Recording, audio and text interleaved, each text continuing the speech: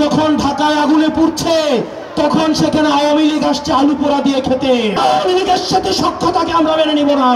আমরা অনেকেই ভাবছি আমাদের লড়াই শেষ হয়ে গিয়েছে। আমাদের লড়াই শেষ হয় নাই।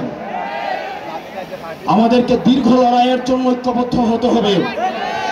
এখানে অনেক স্কুল কলেজ পড়ুয়া আমার শিক্ষার্থীরা রয়েছে, আমার ভাইয়েরা রয়েছেন, আমার শিক্ষক রয়েছেন, সরাসরি জামাল মোহাম্মদ কবির স্যার উপস্থিত রয়েছেন, বিভিন্ন উপজেলার প্রতিনিধিরা রয়েছেন।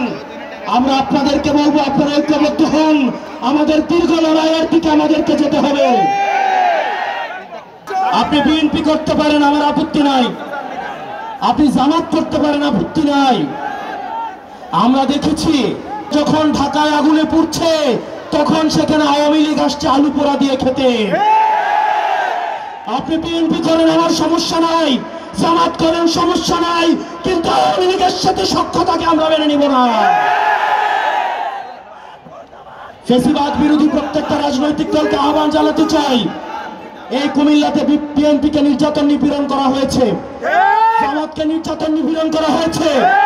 আমরা আপনাদের কাছে উদাত্ত আহ্বান জানাবো, কুমিল্লার স্বার্থে, বাংলাদেশের স্বার্থে আমাদেরকে সবাইকে ঐক্যবদ্ধ থাকতে হবে।